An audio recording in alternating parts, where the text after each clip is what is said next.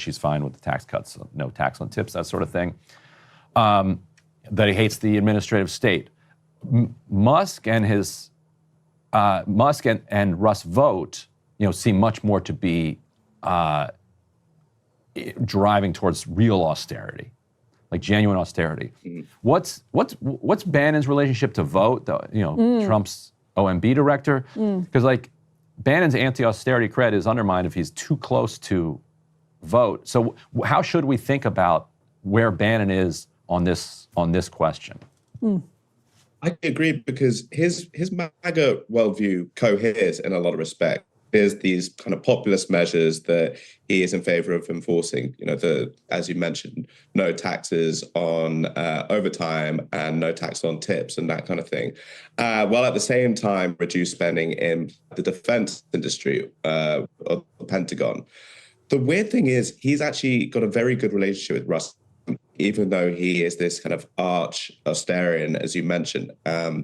In the Wall Street Journal piece that came or so before mine, when they're doing a tour around his studio, he got a call from Russ Vogt basically outlining, you're the one in charge, not go and do your job. A bit further than that, he was quite keen to show off. I think he broke up a little bit there. What was the call? What was the relationship there? Oh, sorry. So he got a call from Russ Vogt basically asking for his advice, and it was the effect of from Bannon's response that you're in charge here, you can decide. And I asked him a bit more about this in our meeting, and he said he has a very good relationship with Russ Vogt. He says, look, you're the one in charge now. Don't push you around. Doge is the one that has been elected or appointed. You are the one in charge. Now, what I found strange was, as you mentioned, Russ Vogt is this kind of ultra-austerian, tax libertarian type. And I said, well, why have you got such a close relationship with this guy? And he's like, he's been a part of the alliance for 8+ years. I trust him. It always seems to come down to this trust. And again, with Trump, you employing all these measures like, are you going to renew the 2017 jobs and tax cuts, even though that's going to increase the deficits? I just backed Trump to make the right decision. I just backed Trump to keep Musk and the other wrangled. So it does seem to be this weird paradox, contradiction in his worldview that I can't head around. But yeah, he's a big fan of Russ Vogt. He's a big fan of Project 2025. He said he loved the document. The only thing he didn't like were the entitlements and stuff like that, which again, because that is a big part of what Russ Vogt is about. Well, Emily, can you help us with that? Like, how do we disentangle this? Because if Bannon does trust Russ Vogt, then I'm out of here. Like, come on, like, what's going on here?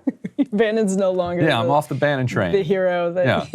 Well, so Russ Vogt being trusted by Bannon is a really interesting point, James, because Bannon does sort of see things. You quote him in the story talking about how the enemy of his enemy is his friend, but also he very much has this trench warfare bunker mentality that people who have been around the conservative movement and have been around the Trump movement, you just sort of have, like, Russ was a populist in the late aughts and early 2010s when populism on the right looked like austerity. It looked like a lot of people here in DC said this is the time to deal with Social Security entitlement programs. They said the Tea Party was something to be interpreted as like a referendum on fiscal conservatism, as opposed to maybe this sort of like primal cultural shout that I think we understand it to be now. And Russ was around, he was at like Republican Study Committee,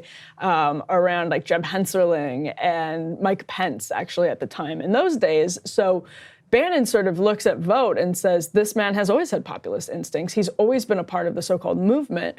And if you're around the conservative movement, people really do have this instinctive trust, and it sounds like, James, that's what you picked up on. I'm also curious if you could just tell us a little bit more if, on the flip side of that, some of this is Bannon seeing Elon Musk. He's referred to him as somebody who's a convert, so he should be sitting in the back pew before. Was it sort of like volcanic, visceral when you were talking to him about Elon Musk? I know we've used the parasitic illegal immigrant quote that made headlines, but he told you some more about Musk as well.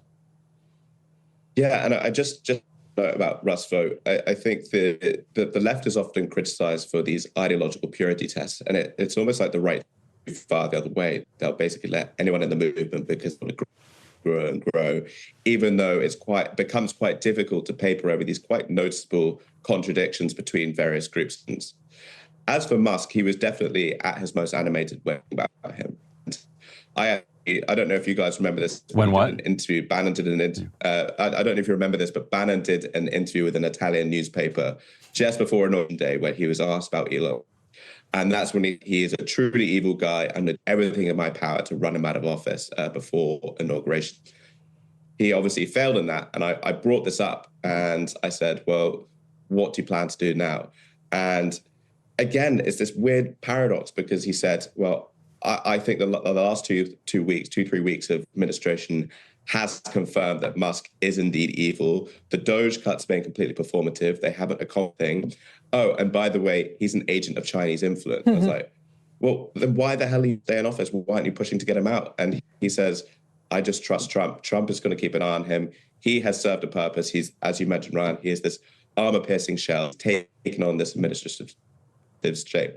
Because let's not forget, that was one of the 3 totems of his 2017 platform. And he still is absolutely desperate to take on this, what he calls Praetorian Guard. And if that means wrangling the tech bros and the world's richest man, then he's absolutely going to be doing it.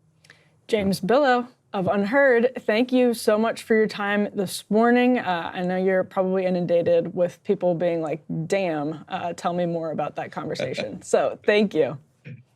Thanks. Hey, if you like that video, hit the like button or leave a comment below. It really helps get the show to more people. And if you'd like to get the full show ad-free and in your inbox every morning, you can sign up at breakingpoints.com. That's right. Get the full show, help support the future of independent media at breakingpoints.com.